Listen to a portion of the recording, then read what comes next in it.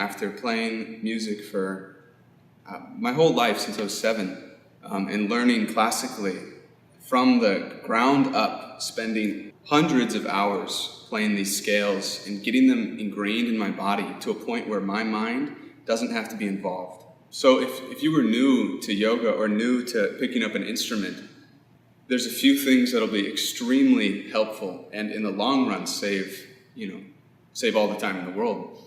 And number one is practicing scales, because a few things happen when you practice scales. First, you train your ear, or you train your breath, and you train your nervous system, or you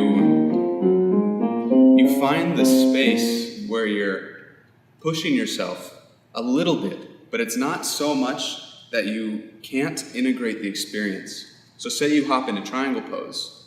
There's 8,000 things going on in your left foot, and here you are tasked with breathing deeply into your whole body and feeling everything unite in integrated, harmonious love. It's like, okay, sure, when I don't even know how to move my left toe and I don't know how to engage the muscles along my spine because I've been doing this and typing for the last 10 years.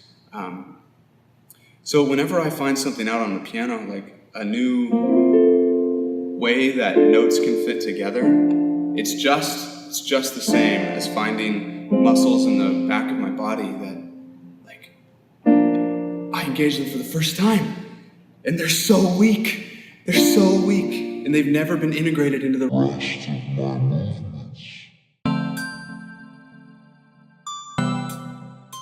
So in a yoga pose where you're trying to integrate so many different parts of your body, what happens is you think you have to do it all at once, and your body goes like this. It strains at the amount of concentration necessary to be in a pose, and it's counterproductive. It's the exact opposite of the experience we want. So something I've really been playing with is just this idea that my body is hard. It's tight in places to protect me from my own lack of skill. If I had full range of movement, I would go like that, and I'd just break my shoulder. I'm like, thank God my pec is so tight that I can't break my shoulder. I get stopped by the structure of my muscles and their scar tissue, their tightness, the fascia. So as we develop skill, one, the mind drops away, and then there's spontaneity, there's creativity, and it just flows through. It flows through the skill, it flows through the practice.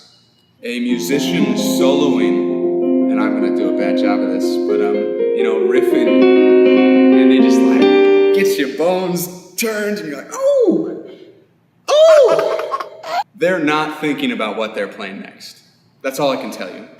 When I'm triggered, when I lose center, I know that I can come back to the basics of that scale that's always there, the breath, the deep breath, and go back to what I know. It works.